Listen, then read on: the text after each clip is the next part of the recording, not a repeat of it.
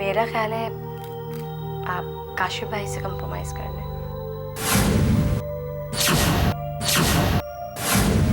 देखिए भाईजान, काशिफ भाई का कोई भी फैसला बिजनेस के पॉइंट ऑफ व्यू से कभी गलत नहीं होता।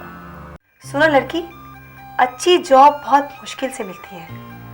I think you better understand my point. Farzeen, ये ऑफिस है, कोई घर या रेस्टोरेंट नहीं है। तुम्हें मैनर्स आने चाहिए। क्या सोच रहे होंगे आबिद साहब? शादी पे शादी औरत के लिए मसला है, मर्द के लिए नहीं। और रुहेल लाइबा को तलाक देने से इनकार कर चुका है। अगर मैं ये मान भी लूं तो तुम्हारी इस रविश को क्या कहूं कि जो तुम और शर्मीन भाभी जबरदस्ती मुझे ब्लैकमेल करके तुमसे शादी करने पर मजबूर कर रहे हैं।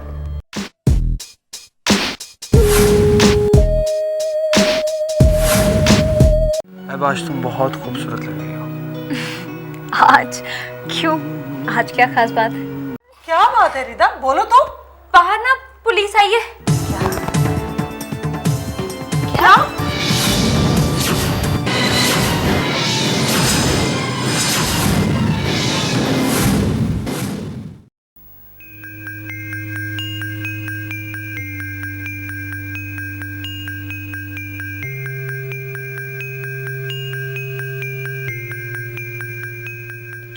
अस्सलाम वालेकुम, मुझे इंस्पेक्टर हनीफ अवान कहते हैं। वालेकुम अस्सलाम। क्या मैं पूछ सकती हूँ आप यहाँ किस मकसद के लिए आए? मैं आपसे बहुत शर्मिंदा हूँ बेगम साहबा। सुहेल साहब का कोई और राब्ता मिल नहीं सका, इसलिए मुझे मजबूरन यहाँ आना पड़ा। क्या मेरी सुहेल साहब से मुलाकात हो सकेगी? वो तो घर पर मौजूद नहीं है। मगर बात क्या है इंस्पेक्टर? देखो जी, कल रात एक असलम नामी शख्स का कत्ल हुआ है।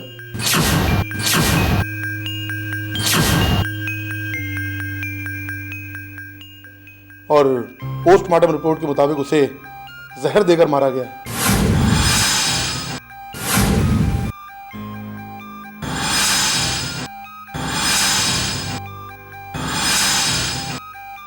तो इस कत्ल से सुहेल का क्या ताल्लुक हो सकता है? मरने वाले के पास से एक मोबाइल मिला है, उसमें बहुत सारे लोगों के नंबर सेव थे। उन सबसे मैं राब्ता कर चुका हूँ, सवाए एक नंबर के, और वो है सुहेल साहब।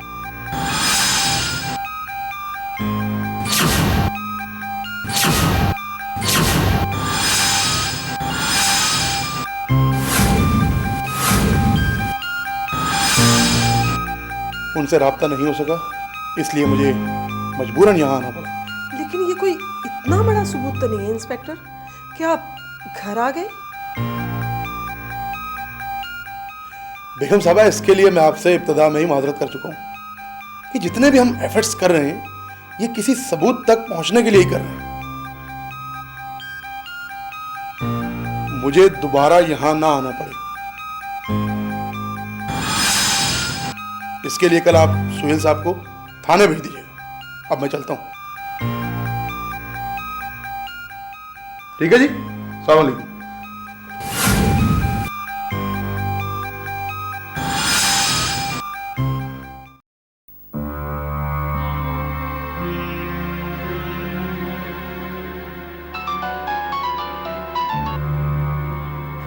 जी अस्सलाम वालेकुम। तुम मेरी बड़ी अम्मा से बात करवाओ। जी अस्सलाम वालेकुम बड़ी अम्मा।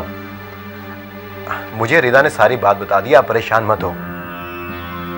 जी मैं रोहेल के ऑफिस में, हम दोनों पहुंच रहे हैं। अच्छा, खुदा हाफिज। अरे भाईजान, आप क्या हुआ भाईजान? आप बहुत परेशान से लग रहे हैं। कल एक शख्स का कत्ल हो गया और उसके मोबाइल में सुहेल का नंबर सेव था। पुलिस इन्वेस्टिगेशन करने घर पहुंच गई थी।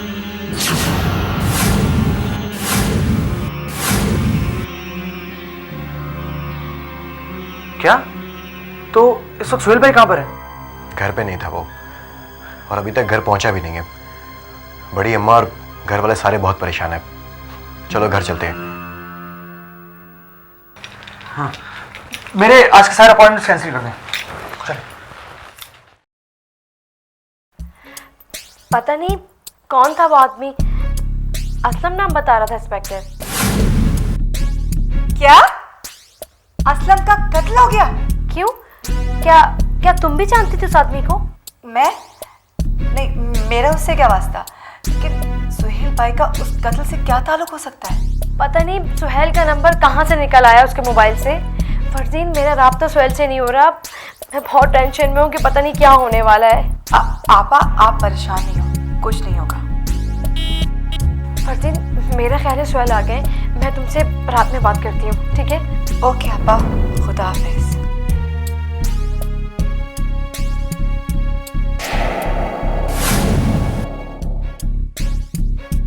क्या मुसीबत है, एक प्रॉब्लम खत्म नहीं होती कि दूसरी खड़ी हो जाती है। कहीं मेरा नंबर भी ना निकल आए उसके मोबाइल से।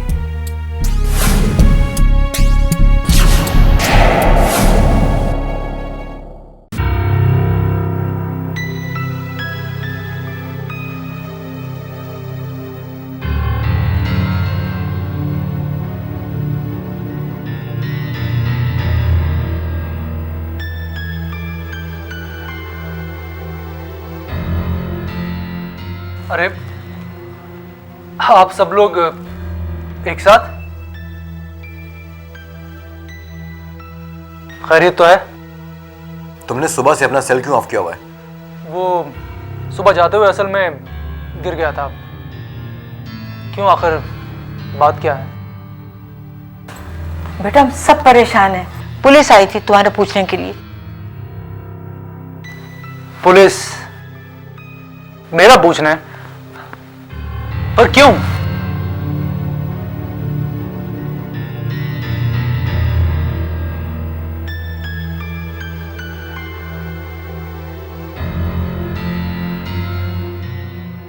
तुम किसी असलम नामी आदमी को जानते थे? नहीं तो। कल उसका कत्ल हो गया बेटा, और उसके मोबाइल से तुम्हारा नाम और नंबर मिले हैं। मेरा नंबर? पर उससे क्या फर्क पड़ता है? नंबर तो किसी का किसी के पास भी हो सकता है। यही तो मैंने भी उससे कहा था, मगर इंस्पेक्टर ने कहा कि जितने नंबर मिले हैं सबसे तफ्तीश होगी। तुम्हें कल थाने भी बुलाया है। उसकी हिम्मत कैसे हुई यहां पर आने की?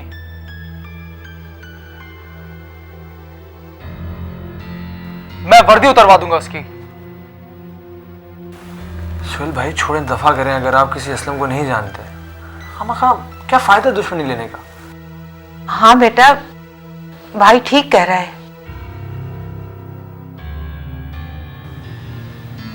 लेकिन सवाल ये पैदा होता है कि उसके पास तुम्हारा नंबर आया कैसे?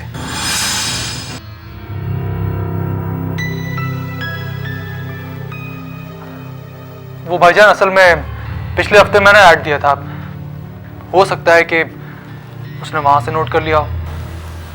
लेकिन फिर भी तुम कल थाने नहीं जाओगे।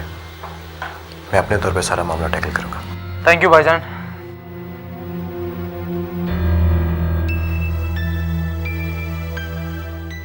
सुहेल, अब मेरे साथ आए, मुझे आपसे कुछ बात करनी है।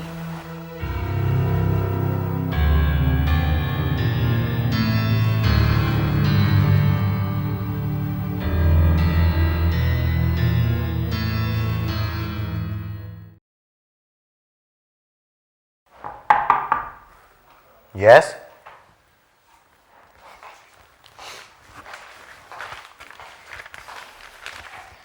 भाईजान, मैंने आपको डिस्टर्ब तो नहीं किया? अरे नहीं नहीं, आओ बैठो, शाबाश।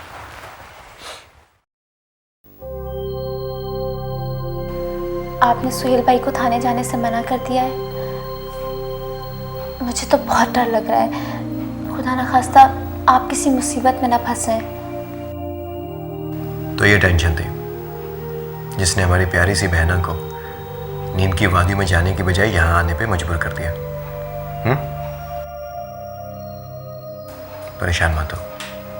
जिसकी इतनी प्यारी सी बहना हो, जो हर वक्त अपने भाई के लिए दुआ करती हो, उस भाई को कभी कोई प्रॉब्लम नहीं आ सकती। ना मुझे कुछ होगा, और ना ही सुहेल को। भाईजान, आपको पता है घर में रोहेल भाई और फरजीन की शादी की तैयारियां हो रही हैं।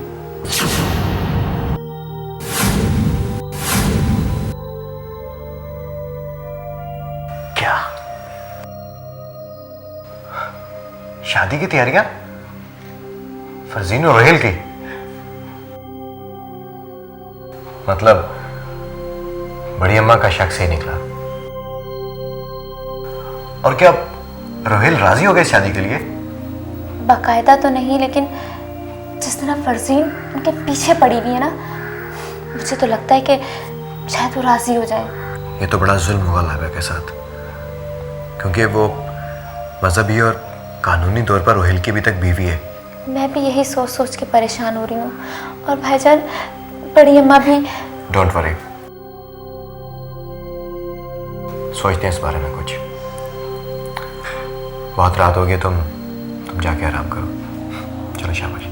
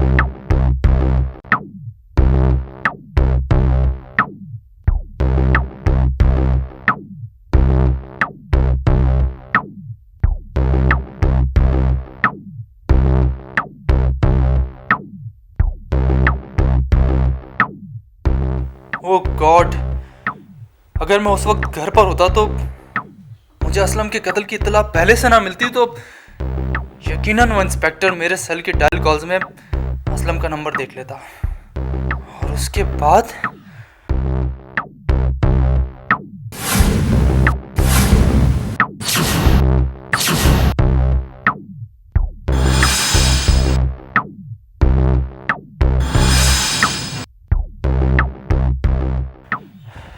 Thanks God. मगर अब सुबह काशिफ भाई कैसे फेस करेंगे इसे? खैर, ये उनका हेडेक है, लेकिन ये असलम को कौन कत्ल कर सकता है? क्या बिगड़ जाता अगर मरने से पहले कमबख्त मेरा काम भी कर जाता? मगर करता कैसे? पैसे तो इसे दिए नहीं थे मैंने। चलो, अच्छा ही हुआ, जाते जाते तमाम सबूत अपने साथ ही ले गया जमीन में। एक ये हैं, हर शय से ज्यादा इन्हें नींद अजीज है अपनी।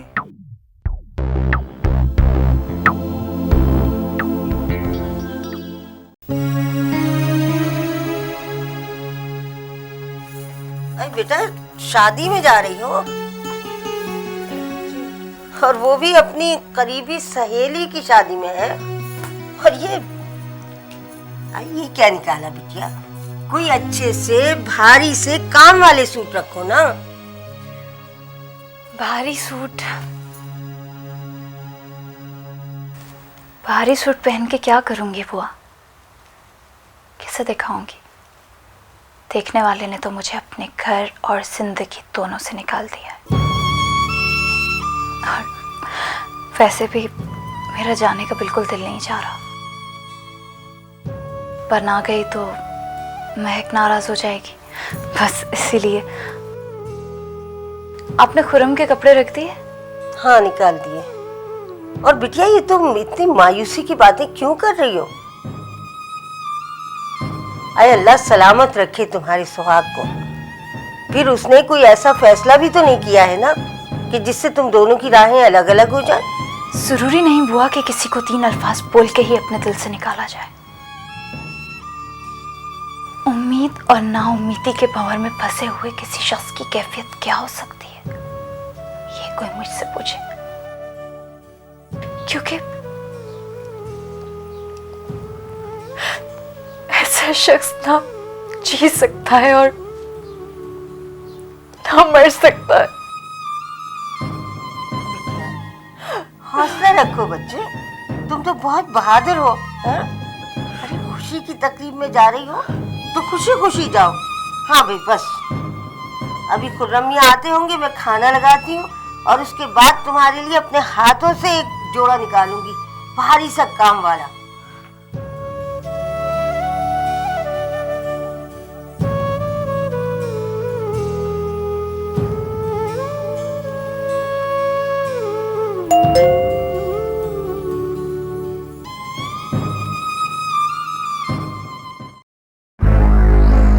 खाला में मुझे एक बात समझ में नहीं आती कि काशिफ भाई को इतनी हमदर्दी क्यों है लाइबा से। जो बात हमें बड़ी अम्मा या रुहेल से एक्सपेक्ट करनी चाहिए वो बार बार इनसे हो रही है। बिल बिलाते फिर रहे, कभी सुहेल को कहते हैं, कभी बड़ी अम्मा को कहते हैं, और आज आपसे कह दिया।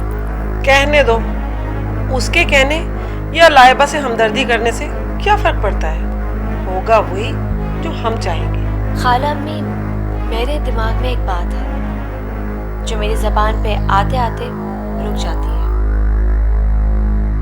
क्या कभी आपने या किसी और ने ये सोचा कि काशिफ भाई ने अब तक शादी क्यों नहीं की? आखिर लाइबा की हिमायत के पीछे ऐसा कौन सा राज है?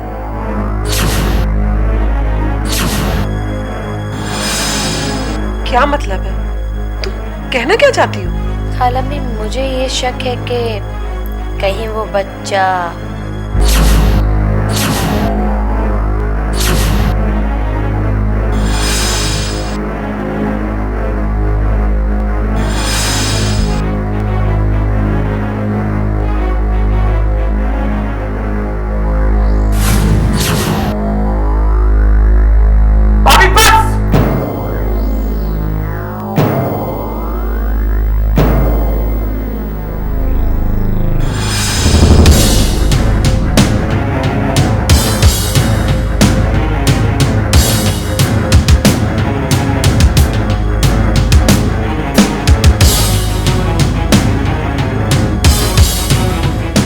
बहुत दुख होता मुझे आपकी ज़हनियत पर।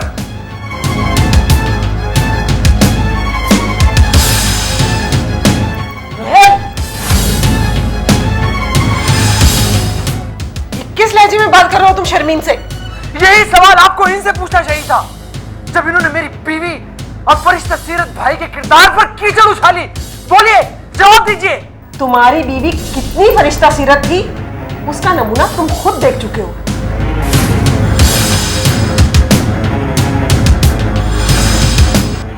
रह गया काशिफ, तो कभी हमने सोचा भी नहीं कि दोनों एक ही घर में रहते हुए क्या गुल खिलाते रहे।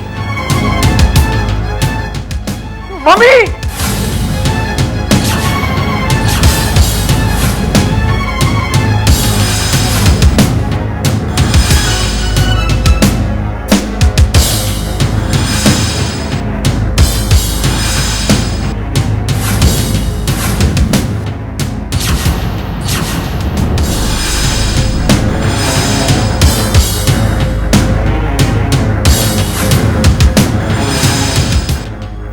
खाला भी ये सारी बातें रुहेल को नहीं सुननी चाहिए थी। अगर रुहेल ने फरदीन से शादी करने से इनकार कर दिया तो हमारे सारे किए कराए पे पानी फिर जाएगा। कुछ नहीं होगा शर्मीन, नमूना